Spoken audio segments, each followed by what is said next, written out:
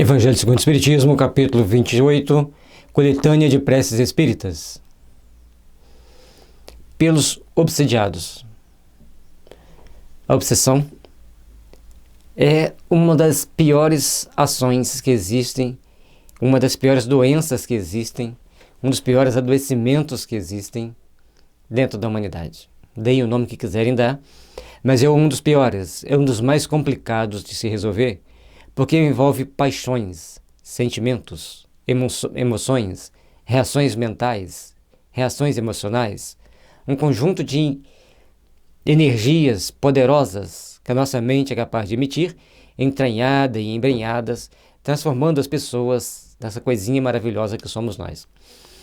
Portanto, quando nós falamos da questão de como lidar com as nossas emoções, como educar nossas emoções, é de extrema importância. São atitudes que nós temos que repensar muito de como agimos, de que forma tomamos as nossas posições, porque está mexendo lá no fundo do baú de cada um. E com isso, todos nós precisamos fazer um trabalho de autoeducação, de autoaprimoramento, para nos aperfeiçoarmos e nos melhorarmos. Prefácio. A obsessão é a ação persistente de um espírito mau, exerce sobre um indivíduo, apresenta caracteres muito diversos, desde a simples influência moral, sem perceptíveis sinais exteriores, até a perturbação completa do organismo e das faculdades mentais. Então, a obsessão vai muito além daquelas historinhas que a gente ouve, ou aquela coisa romântica dos filmes. Todos os crimes cometidos na humanidade, seja eles quais forem, crime de guerra, as guerras, assaltos, tramóias no mundo político, intrigas de bastidores das mídias sociais, tudo tem ação dos chamados espíritos obsessores. E é de grande importância para nós tomarmos as devidas precauções, e uma delas é estudar o Espiritismo. Porque ao estudarmos o Espiritismo, nós começamos então a entender todas essas nuances de influenciações e, lógico, quem entende procura se defender, procura se proteger com mais, vamos dizer assim, profissionalismo espiritual. Para você ser segurança de um supermercado, você faz um cursinho. Para você ser segurança de um banco, você faz um curso. E nesse curso você vai passar por vários estágios de preparação, porque você vai estar usando uma arma, você está se expondo a risco e, logicamente, poderá colocar em risco outras pessoas. Então, você terá que ter várias reações diante das situações mais adversas. Por outro lado, se você for ser segurança de um presidente, você terá que fazer cursos, reciclagens. E não é só isso. Também terá que ter a contraparte da inteligência, da contra-inteligência, da informação, da contra-informação. Então, são termos técnicos, né? Mas que não são objetivos do nosso estudo, mas, ou seja, nós temos que entender que teremos que ter, então, uma atividade muito mais profissionalizante, muito mais profissional, muito mais cheia de melindres, cuidados e riscos. Da mesma forma, à medida que nós entramos no caminho da mediunidade, nós temos que fazer os cursos de segurança espiritual. Nós não temos que usar uma arma física, mas temos que usar uma arma psíquica. E para usarmos a arma psíquica, precisamos saber manejar algumas energias importantes na nossa vida. Dentre elas, a caridade. A caridade nos impulsiona ao bem, eleva nossos sentimentos. Angariamos com isso a simpatia dos bons espíritos que passam normalmente a nos proteger. E como nos mostra também o Evangelho segundo o Espiritismo, existem muitas formas de fazermos caridade. Dentre elas, a oração, a prece, os bons pensamentos, a boa conversação, os bons conselhos. E com isso nós começamos então a ter como ajudarmos-nos mutuamente uns aos outros. A obsessão oblitera todas as faculdades mediúnicas. Traduz-se na mediunidade escrevente pela obstinação de um espírito em se manifestar em exclusão de todos os outros. E o problema não é só ele se manifestar com a exclusão dos outros. O problema é o que, normalmente, ele quer escrever, o que ele consegue escrever. Faz-se, então, necessário tomarmos algumas medidas importantes para, então, estarmos em condições de nos defender de certas ações e também de certas reações que os espíritos podem trazer para nós. Faz-se necessário aprender como lidar com esses espíritos de forma que nós temos para encarar certas situações, encarar certas condições que a vida nos coloca, que a vida nos oferece, para nós então podermos ver como devemos agir, de que forma devemos nos portar para nos proteger de nós mesmos. Porque a ação dos espíritos inferiores está diretamente naquele grau de sintonia que nós oferecemos a eles. Os espíritos maus pululam em torno da Terra, em virtude da inferioridade moral de seus habitantes. Todos estão dentro de vícios morais, cada um com seu problema, cada um com a sua fenda, por onde passará as infiltrações deletérias que irão prejudicar o caminho evolutivo de cada um de nós. A ação malfazeja que eles desenvolvem faz parte dos flagelos com que a humanidade se vê a braços neste mundo. Todos os tipos de flagelos. Aquelas pessoas que resolvem afrontar um governo, aquelas pessoas que resolvem agir dentro do governo para prejudicar o povo, estão todos envoltos em nuvens de espíritos maus.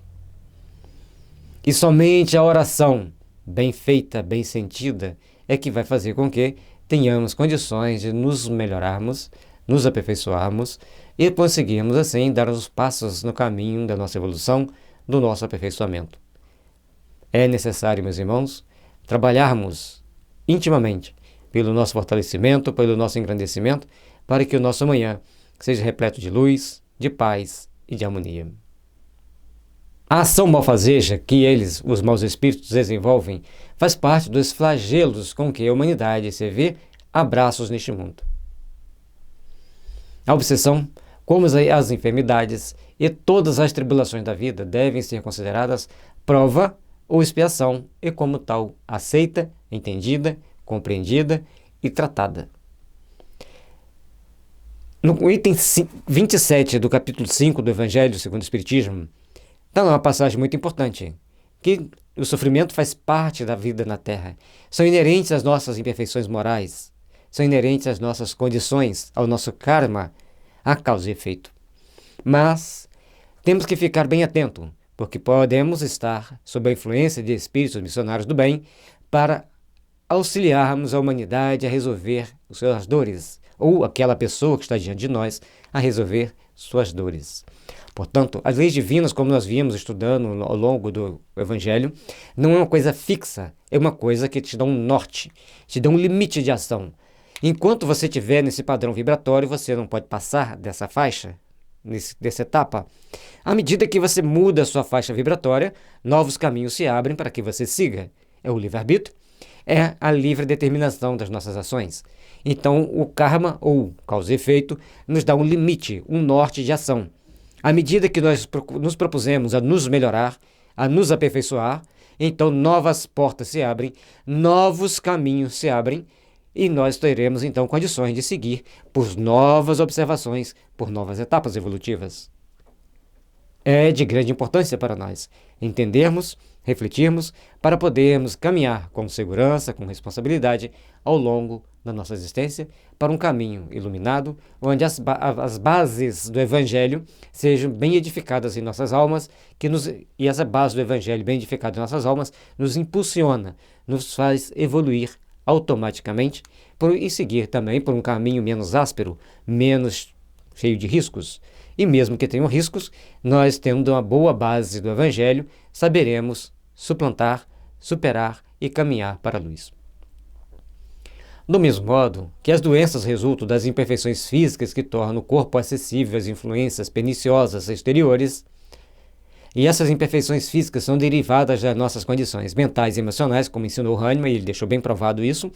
Portanto, dentro dos remédios homeopáticos, existem aqueles que transmutam os nossos sentimentos, os nossos pensamentos, fazendo com que nos tornemos pessoas melhores, mais disciplinadas, mais educadas e mais amorosas, mais conscientes das suas responsabilidades. Ao eliminarmos essas influências psíquicas, essas energias deletérias da nossa estrutura psíquica, logicamente que vamos receber influências melhores. Mas se não procurarmos cultivar a oração, praticar a bondade, fazermos o estudo do Evangelho para nos sedimentar as forças do bem, acabamos por cair em situações que podem nos ferir de uma forma bastante complexa. A obsessão é sempre o resultado de uma imperfeição moral, de uma postura mental equivocada, de uma ação que deixa marca em nossa aura e por onde essa aura, essas marcas estão, entra como infiltração os pensamentos dos maus espíritos, as influências dos maus espíritos, que dá acesso ao espírito mau. Conforme explicando, pelas fendas que essas imperfeições morais criam em nossa aura. É aquelas pessoas que gostam de caluniar. Tem até uma música do Martim da Vila, fala assim, tenha pena dele, meu pai tenha dó. Não tem? Lembra? Ele é filho dos anjos, tenha dó. Então nós precisamos entender que somos filhos de Deus. Nós merecemos o melhor, nós merecemos trabalhar para a luz e os espíritos que vêm até nós têm que ter a condição de entenderem a necessidade de despertarem para a luz. Mas para isso, nós temos que fazer a nossa reforma íntima, a nossa reforma de conceitos para nos aperfeiçoarmos, para nos melhorarmos. Ai daqueles que caluniam. Ai daqueles que tentam destruir o outro pelas calúnias, pelas difamações, pelos mais variados meios antiéticos e amorais que existem, extremamente maus e covardes para destruir alguém, para impor determinadas ideias perante a comunidade, ou perante uma ou outra, ou perante uma nação inteira, ou perante o mundo inteiro. Saberão o peso da justiça divina sobre suas cabeças. Não sou eu que invento. Leiam O Céu e o Inferno e saberás. Tem um livro que chama Os Mensageiros, Libertação, que vai dar para nós um norte. Loucura e Obsessão vai dar para nós mais um direcionamento para entendermos as complicações que são agir no mal, tomar posturas no mal. A causas físicas se opõem forças físicas. A uma causa moral tem-se de opor uma força moral. Os bons conselhos, as boas palavras, as boas leituras, as reuniões públicas bem direcionadas, bem orientadas, bem explicadas.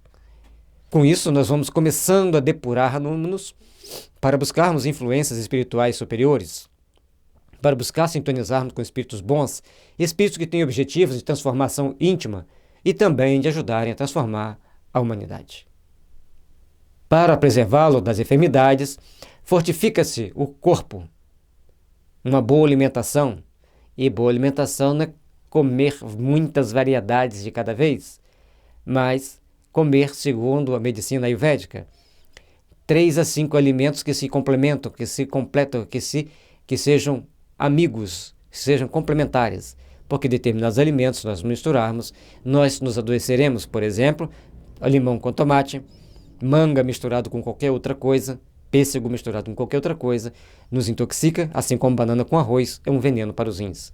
Ao nos intoxicar, nós começaremos a perceber a urina escura, alguns dor nos rins, e cada um vai passar a sentir as dificuldades inerentes à sua estrutura física e psíquica.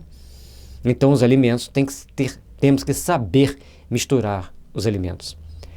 Para isentá-los da obsessão, é preciso fortificar a alma, pelo que é necessário se torna que o obsediado trabalhe em suas próprias melhorias, o que, as mais das vezes, basta para livrar do obsessor, sem recorrer a terceiros. Mas, sempre tem um mas, nós vamos observar ao longo dos estudos determinadas situações, determinadas vinculações, onde obsessor e obsediado têm tantos vínculos com o passado, tantos vínculos de culpa, tantos vínculos de ódio, quanto tantos vínculos de amor, que fica difícil a pessoa se superar sozinho. E às vezes os maus costumes sociais também impõem à pessoa determinadas flexibilidades perniciosas em questões morais. Então, nós precisamos treinar. É treino para mudarmos de profissão, para entrarmos num bom concurso, para entrarmos numa faculdade, naquilo que nós queremos, nós estudamos, estudamos e estudamos. Mas, por outro lado, precisamos ter objetivos espirituais, que é de nos tornarmos melhores, de sairmos dessa roda encantadora que nos prende aos círculos evolutivos inferiores, colocando-nos em situações difíceis em cada encarnação por negligência, invigilância e falta de disciplina moral. A doutrina espírita ela veio à Terra como um cântaro de luz, alimentar nossas almas com bálsamo divino, para que nós pudéssemos ter discernimento no caminho que devemos escolher, discernimento no caminho que devemos seguir. Por isso, essa bênção que Deus trouxe para a humanidade, a doutrina espírita, ela traz para nós noções de responsabilidade, de discernimento, dos riscos, dos perigos e dos benefícios com as nossas atitudes.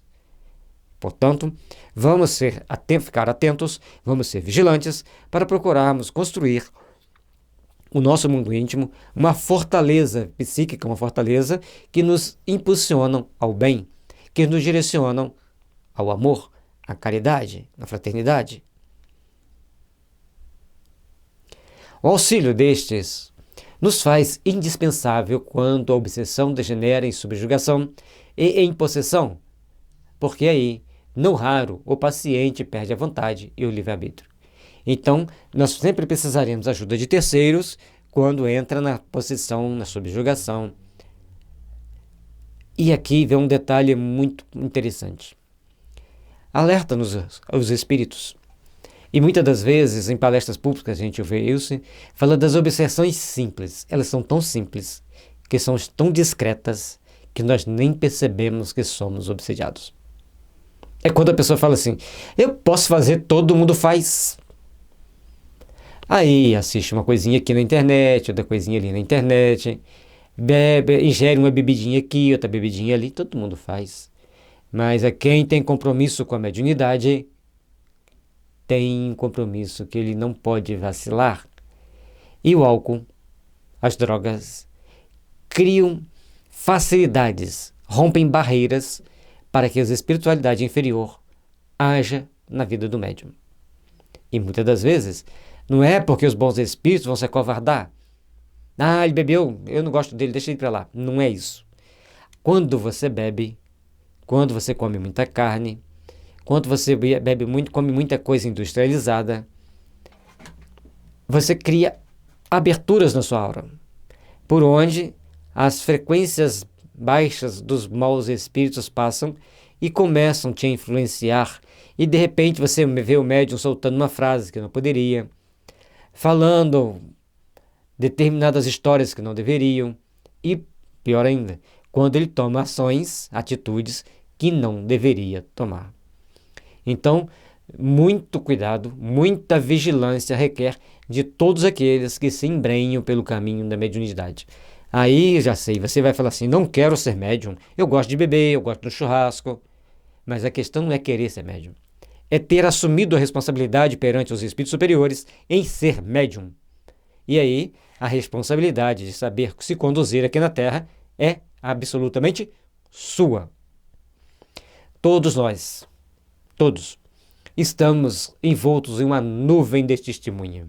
Emmanuel, num dos livros da série que ele comenta o Evangelho, ele nos fala que muitas das vezes nós pensamos que estamos rodeados pelos espíritos das trevas, que estão prontos a nos atacar ou nos denunciar na reunião mediúnica. Mas Emmanuel, na sua sabedoria e na sua função de um grande educador de almas, ele nos lembra que também são uma nuvem de testemunha, os espíritos superiores que endossaram a nossa encarnação, que disseram, pode deixá-lo ir que eu garanto. Muitas das vezes se sente com o coração estraçalhado por nos ver tomar atitudes que comprometem o nosso trabalho, que comprometem as nossas ações no bem. E muitas das vezes, companheiros nossos que se embrenham em fazer um bom regime físico, sim, um bom regime físico, e levará, logicamente, com o tempo a conquistar um bom regime moral. E aí, as pessoas chegam e falam, olha, que pretensão é dele, olha quem ele acha que quer, acha que pode receber espíritos famosos, espíritos importantes, mas não vê a cota de sacrifício que a pessoa fez. não ver que ele tem sintonias com outros níveis de espíritos, que agenciam a sua mediunidade, que agenciam a sua encarnação. Vocês, quando verem um cantor cantando com a voz tão perfeita como alguns que têm, vocês acham que ele está sozinho? Não. Muitas das vezes tem vários espíritos com ele. Tem uma das obras de Kardec, eu não me lembro agora qual, que é no Livro dos Médiuns. Então, eles estão assistindo uma peça de teatro e, de repente, eles veem que alguns espíritos ficavam em torno do ator principal. E quem tinha escrito a peça, então já tinha desencarnado, estava ali presente, e chega para o médium vidente e fala assim: eu vou dar uma demonstração de como eu vou dar um tom a mais na peça. Ela está sem vida. E chega então perto da atriz principal, e ela então fica em êxtase.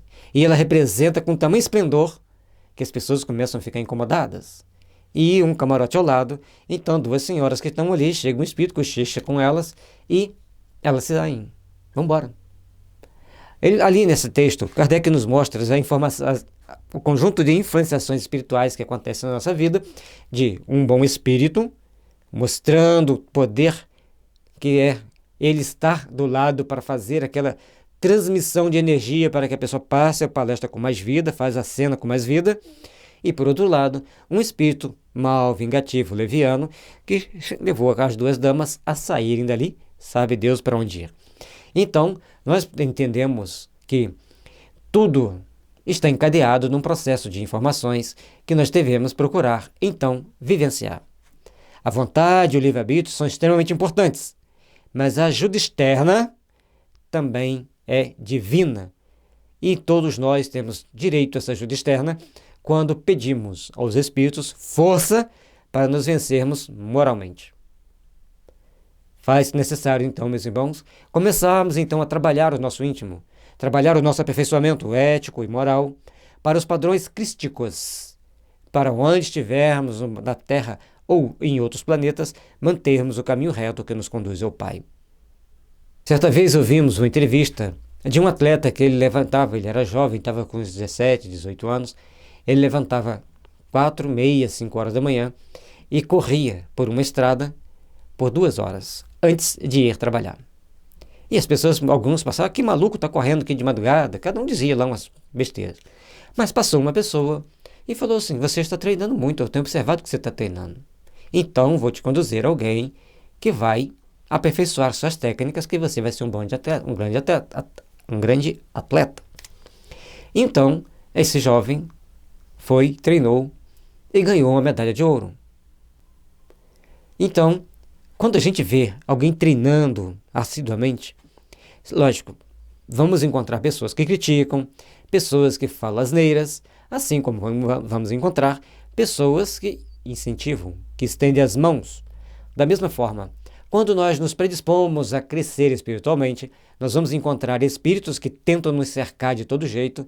Isso é balela, isso é besteira, não existe vida espiritual, não. Vamos curtir o que você tem aqui. A vida é aqui na Terra.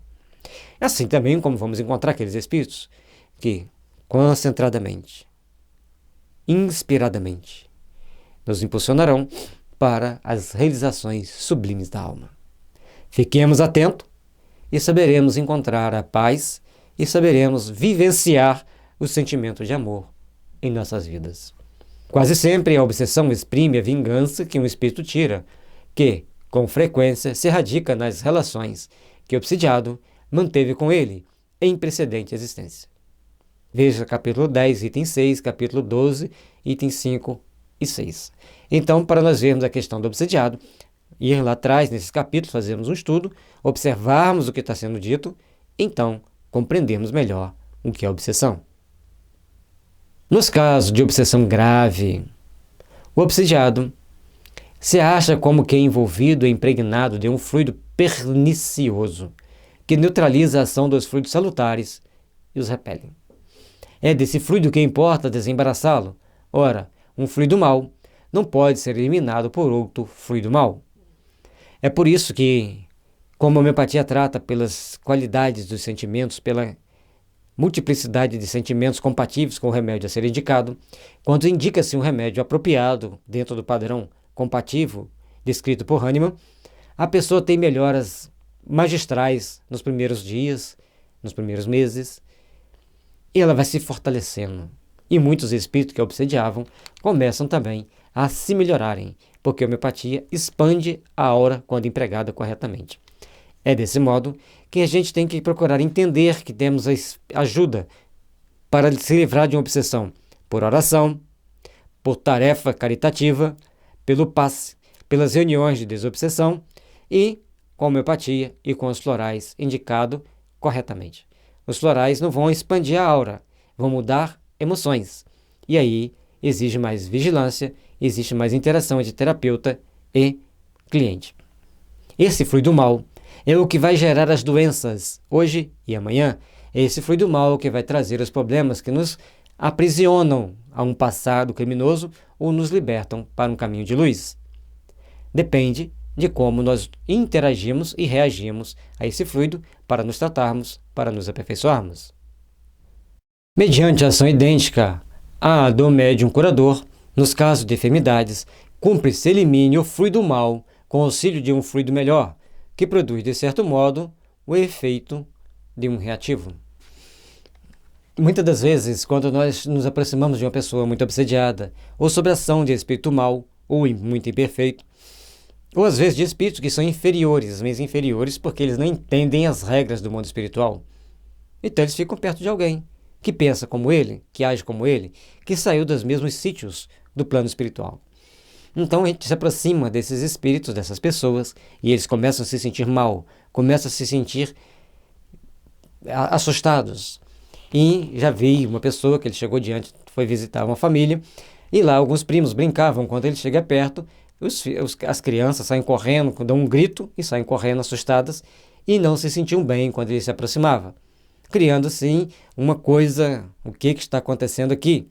Por isso não julgueis, procurais pensar e entender o que está acontecendo. Foi procurado fazer, e as crianças não se sentiam bem perto daquela pessoa, manteve-se a distância relativa, até que, com o passar das horas, o grupo foi se acostumando e se adaptando àquela situação.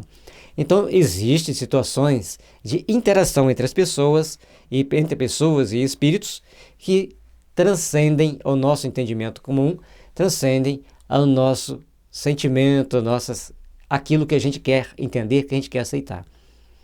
Portanto, vamos respeitar, vamos entender, vamos estudar.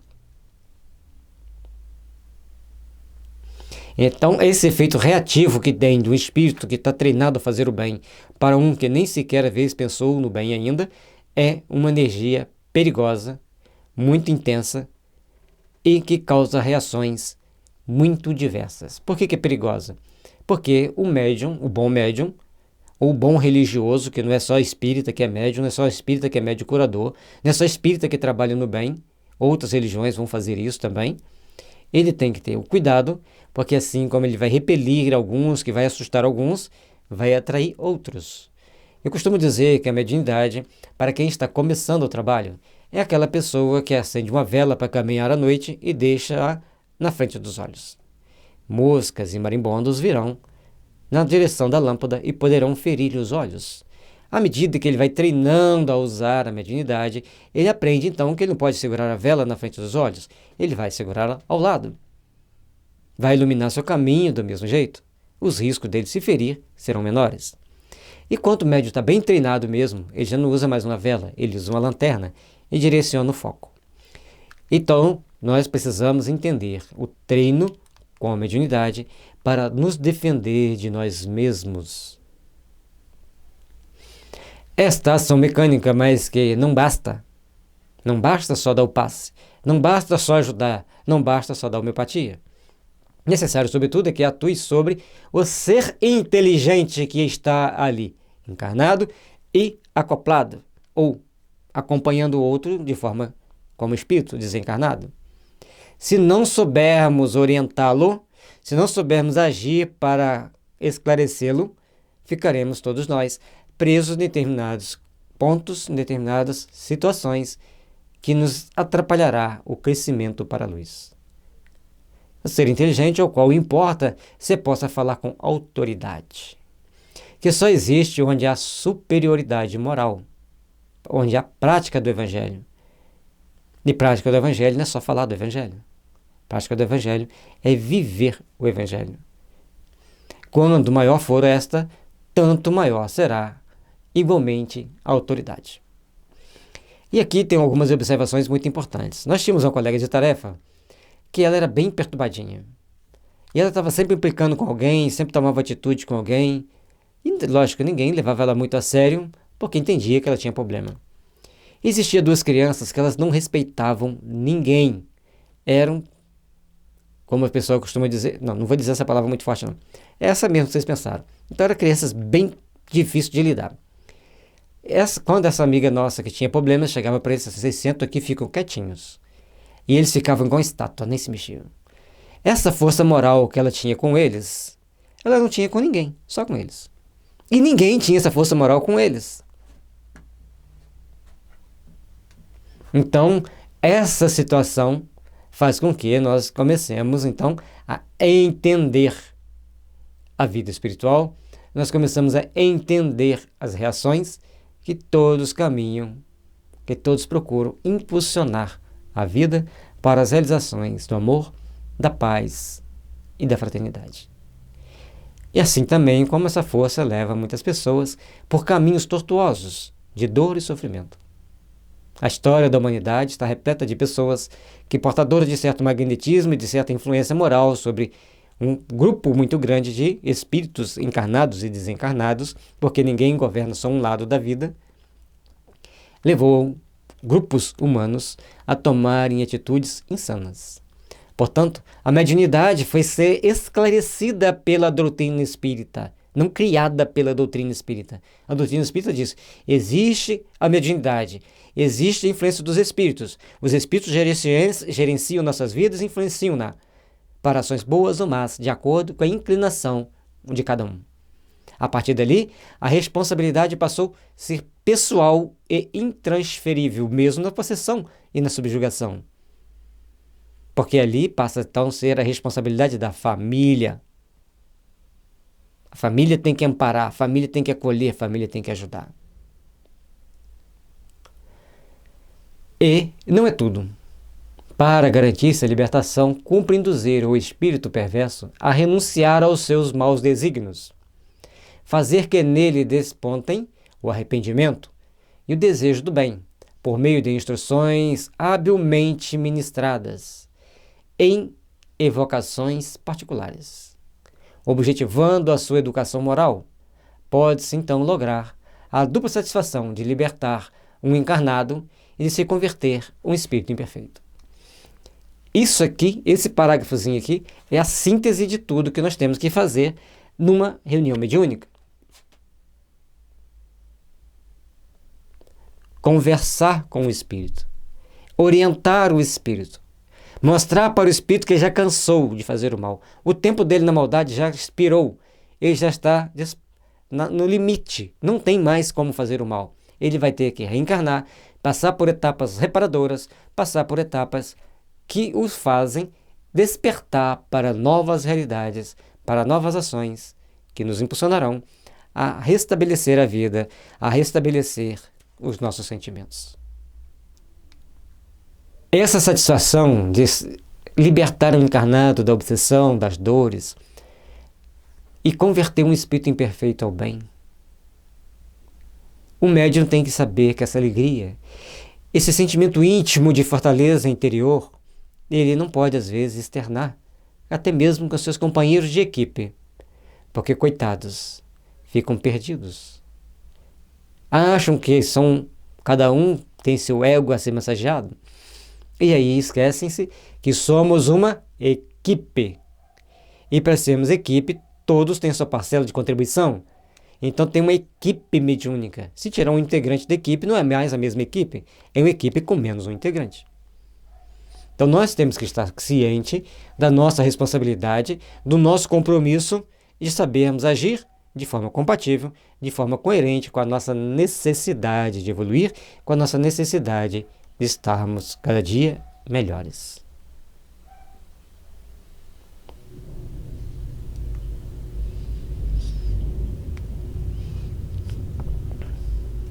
Fazer que nele despontem o arrependimento e o desejo do bem, por meio de instruções habilmente ministradas.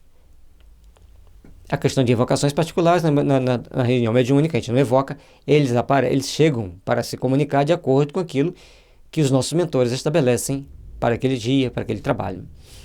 Isso traz-nos o entendimento, isso nos traz a possibilidade de entendermos como agir, como interagir.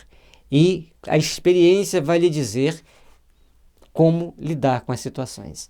E quanto o orientador e o médium têm um período de convivência, tipo, fazem uma tarefa junto, conversam antes juntos, estudam assuntos congruentes, o trabalho é muito mais facilitado.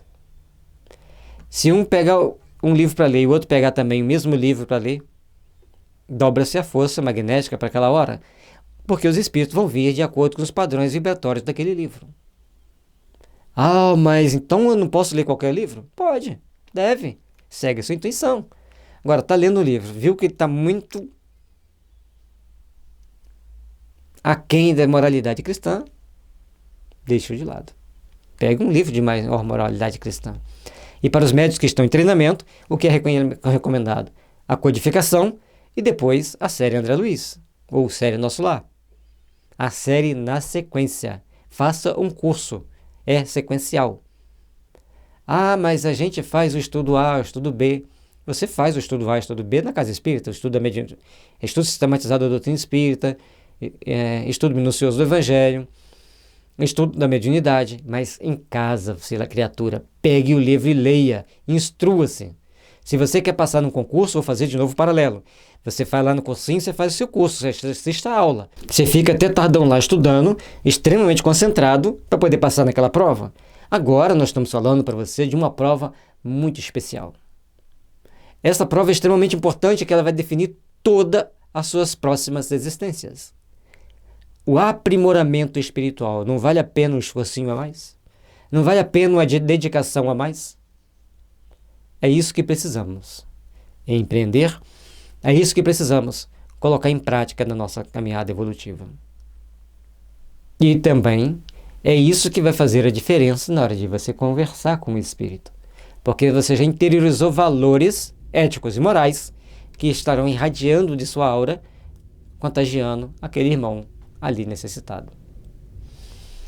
A tarefa se apresenta mais fácil quando o obsediado, compreendendo a sua situação, presta o concurso da sua vontade e da sua prece. Então, quando nós vamos tratar alguém que está sob a influência de um espírito mau, esse alguém tem que contribuir com as orações, com a prece e, dependendo da situação, da sua resistência física, da sua qualidade de vida física, as tarefas que ele deve fazer, que ele dá conta de fazer. Servir a sopa, preparar o material para a sopa. Aquelas tarefas físicas que a pessoa, sob a influência de espíritos, tem que aprender a iniciar nas tarefas, assim como uma excelente que é a campanha do quilo.